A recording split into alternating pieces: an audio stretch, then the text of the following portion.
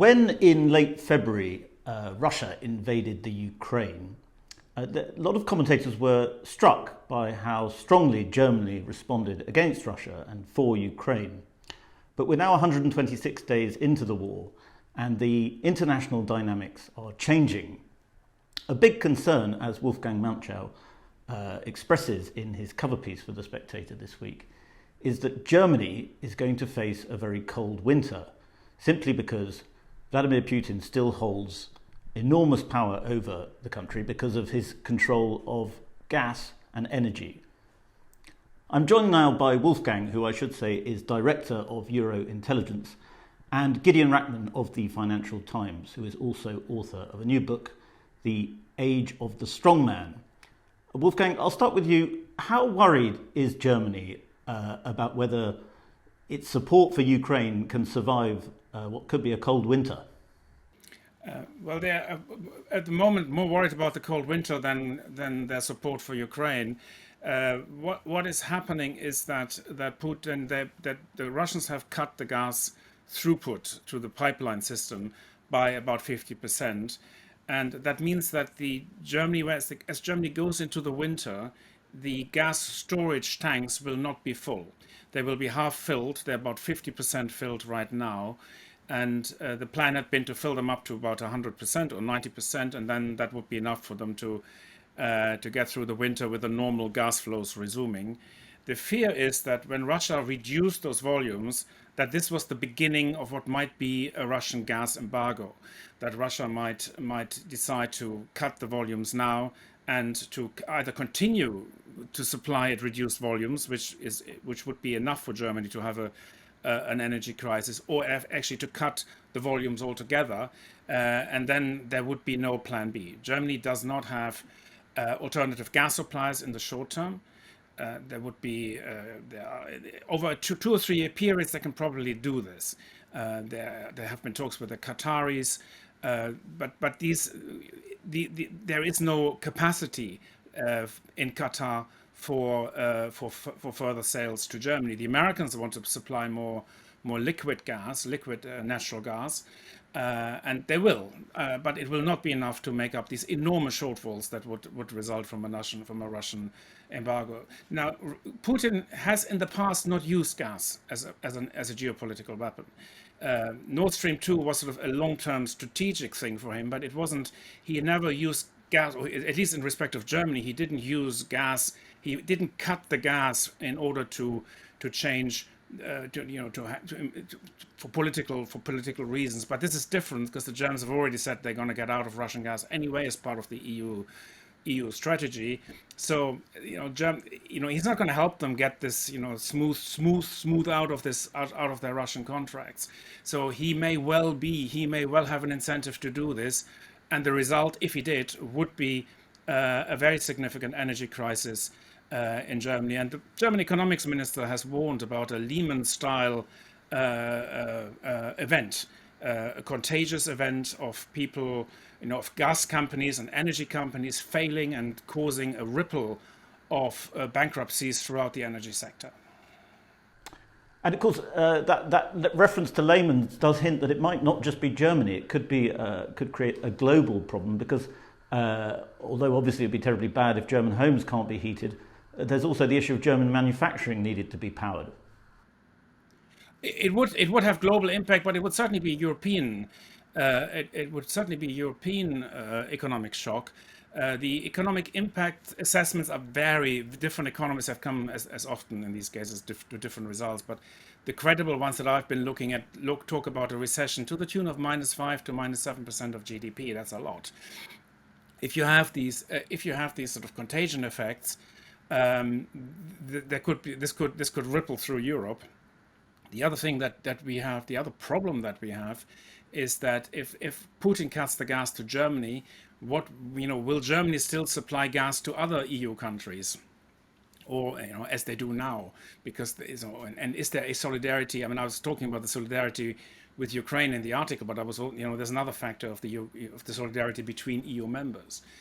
Will there be enough EU solidarity to share the gas that they have, or will it be, it arrives in my country first and we'll use it up, and if you don't have it, that's your bad luck. So we have to see about this, but it's not exactly a solidarity test that people would probably relish at this point. Gideon, I'll bring you in. Donald Trump, one of the strong men in your book, was much mocked when he said things like Germany is totally controlled by Russia. However, as we've gone forwards in time, it seems like Trump had a pretty good point, wouldn't you say? Well, totally controlled, I think, was probably overstating it. I mean, as you've seen by the strength of the German reaction to what Russia's done in Ukraine. In fact, they've changed their foreign policy really pretty significantly. But I think Trump had a point that Germany had over many years unwisely allowed itself to become very, very reliant on Russian gas. They didn't really believe that Russia would ever use this weapon. You heard, for example, that even throughout the Cold War, during crises, Russia always continued to supply Germany with gas. But now Germany itself, along with the European Union, has decided that this dependency is too dangerous and that they're going to wean themselves off. A senior German official said to me a few weeks ago that Putin, before the war, was looking at 30 years of stable oil and gas revenues from Europe, and now he's looking at 3 years. But those 3 years could be very bumpy for the reasons that Wolfgang lays out, that you can't just find new sources of gas that easily.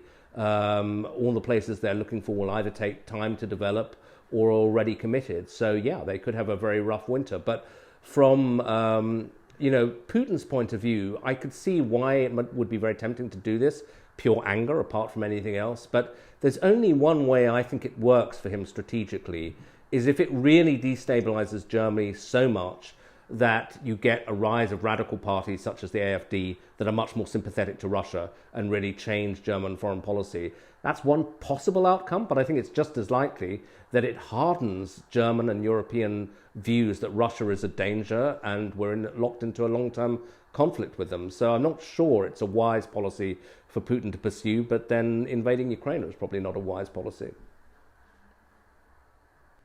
So you don't think do you think there is a chance that he'd do this? Because it would seem to be further economic suicide from Putin to actually force European countries who've talked about moving away from gas for a long time but not actually done it, to move away to alternative sources of energy. Yeah, I mean, who knows? But, we've all kind of, or a lot of people have got what was in his head wrong.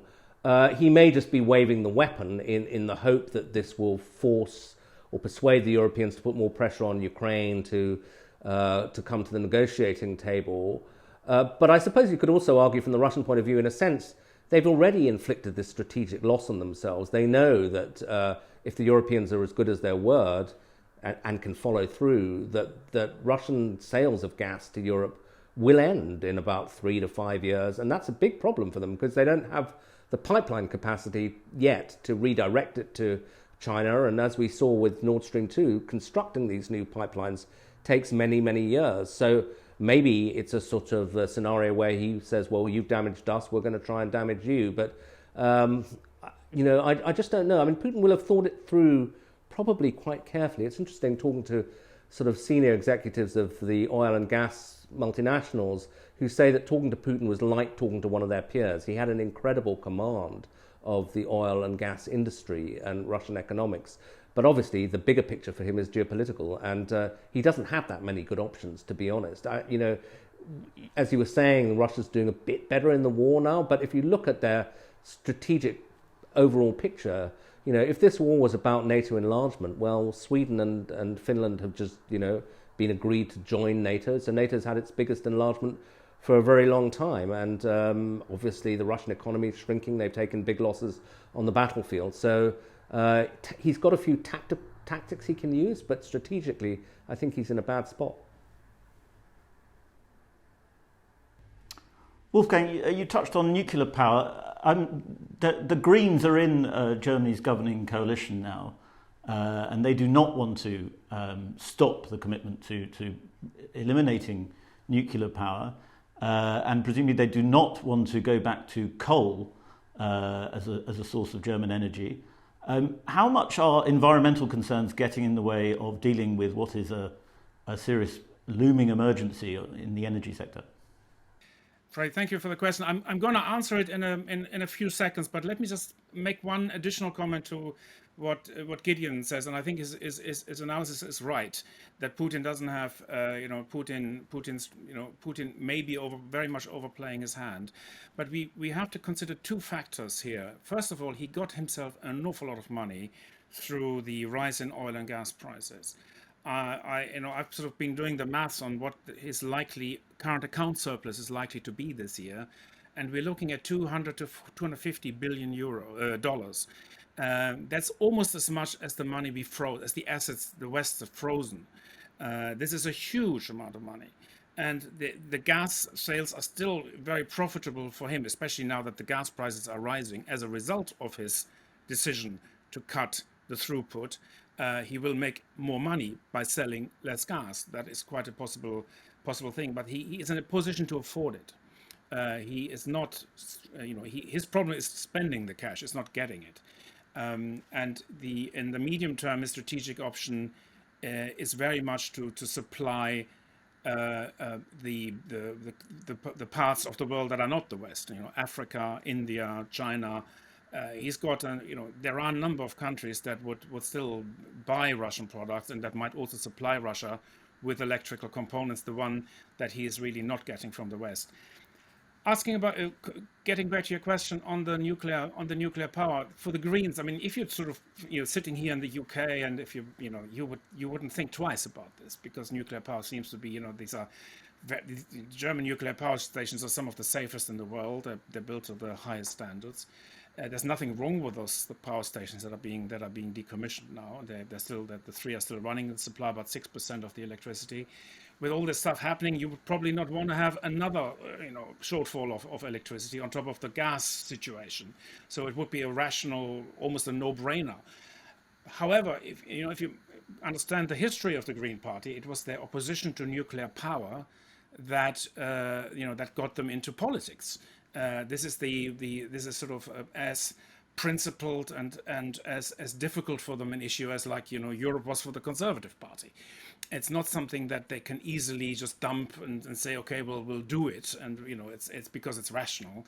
And Robert Habeck clearly, I don't think he would have a strong personal view on this matter. And as an economics minister, he's probably, he knows the numbers, and he would probably say, fine, we'll do this. But as a politician, he would struggle to do this unless he had no other choice. So what I think is going to happen is they will definitely not discuss this at the moment.